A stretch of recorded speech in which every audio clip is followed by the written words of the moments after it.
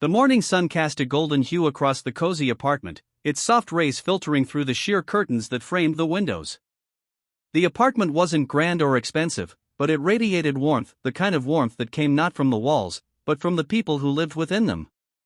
Daniel Carter stood in the living room, his muscular arms gently wrapped around his 2-year-old daughter, Lily. He wore a simple tank top and jeans, his strong physique a testament to years of dedication as a personal fitness trainer. But beyond the muscle and grit was a heart softened by fatherhood. Lily giggled in his arms, her tiny hands resting on his shoulders, her world completely safe in his embrace. Just a few years earlier, Daniel's life had looked very different. Late nights, shallow relationships, and an obsession with building a perfect body had consumed his 20s. He had fame on social media and a steady stream of admirers, but inside, he was hollow. That all changed the day Lily was born. Her mother, overwhelmed and unprepared, left soon after childbirth, leaving Daniel to raise her alone. In that quiet hospital room, as he cradled the tiny life in his arms, he made a silent vow, a promise to be everything she needed. No excuses, no backing out. Daniel transformed his life overnight. He worked 2 jobs, studied nutrition and childcare, and built a small but loyal clientele as a trainer. Each day began before sunrise and ended long after Lily was asleep.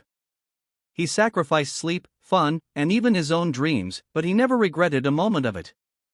Lily became his purpose, his motivation to push through exhaustion and keep going when it felt impossible.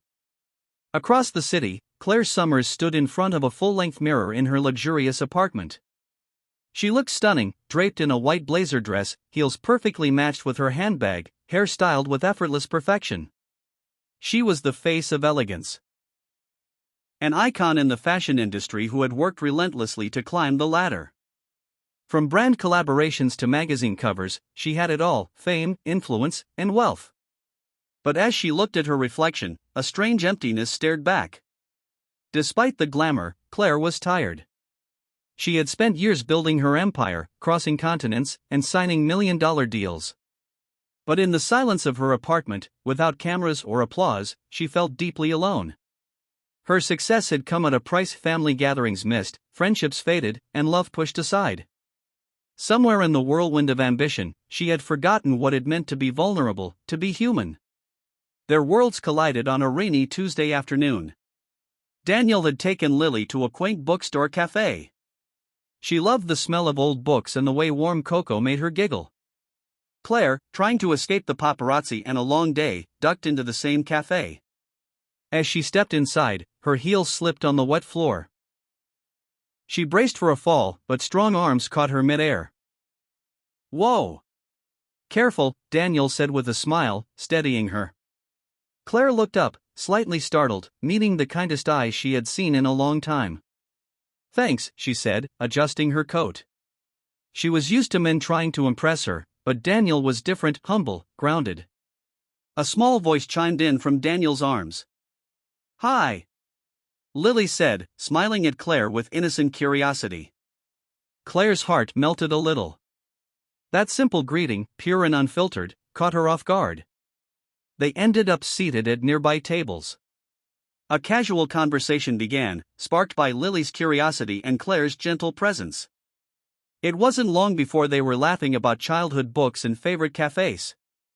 Claire asked about Lily, and Daniel, hesitant at first, opened up. "She's my everything," he said. "Her mom left when she was a baby.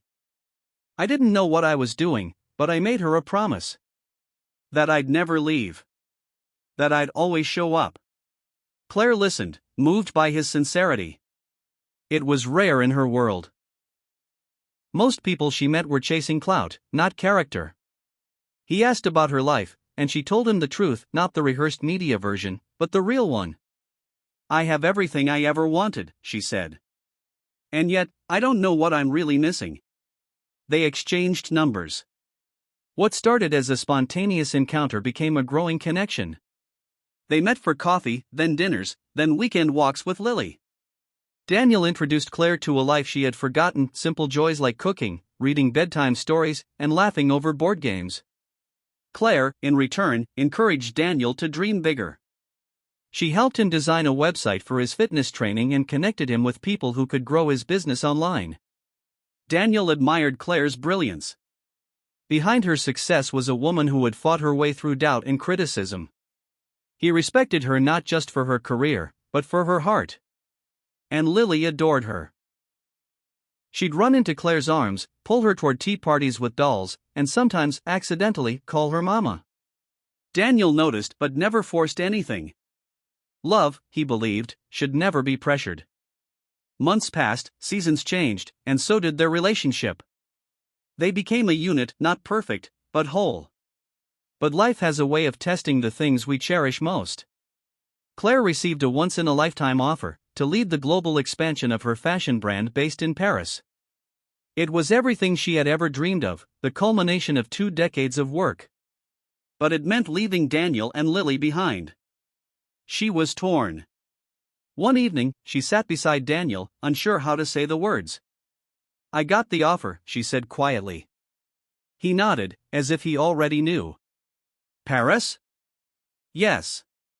"You should go," he said after a pause. Claire looked at him, hurt. "Just like that?" Daniel took her hand gently. "Claire, I love you. But I also know what this means to you. I can't be the reason you give up your dream." She blinked back tears.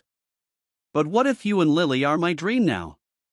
Daniel looked into her eyes. "Then come back to us. When you're ready.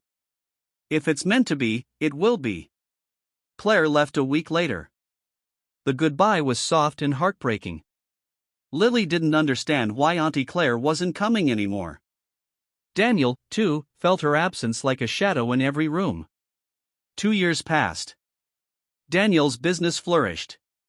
He opened a gym and began mentoring other single fathers. He published a book titled The Power of a Promise, telling his story how a vow made in a hospital room changed his life. Claire conquered Paris. Her brand reached new heights, but the joy felt incomplete. In quiet moments, she rewatched videos of Lily, listened to Daniel's interviews, and ached for what she had left behind. On Lily's 5th birthday, Daniel threw a small party. Close friends, balloons, and cake filled the home. As they sang happy birthday, a knock came at the door. Daniel opened it. And there she stood. Claire, dressed in white, holding a small gift and tears in her eyes. "I'm home," she whispered. Lily ran and hugged her, laughing and crying. Daniel stared in disbelief. "What about Paris?" he asked. "I realized," she said softly, "that the world means nothing without the people who make it feel like home." Claire didn't give up her career, she just redefined it. She worked remotely, started a foundation for single parents, and invested in Daniel's gym. They eventually married in a small ceremony. No paparazzi, no glitz, just love, family, and the promise that started it all. Their life was still full of challenges: early mornings, parenting struggles, career deadlines, but they faced it together. As a family. Not perfect, but real. And every night, before bed, Daniel whispered the same words to Lily that he had said since day one. "I promised I'd always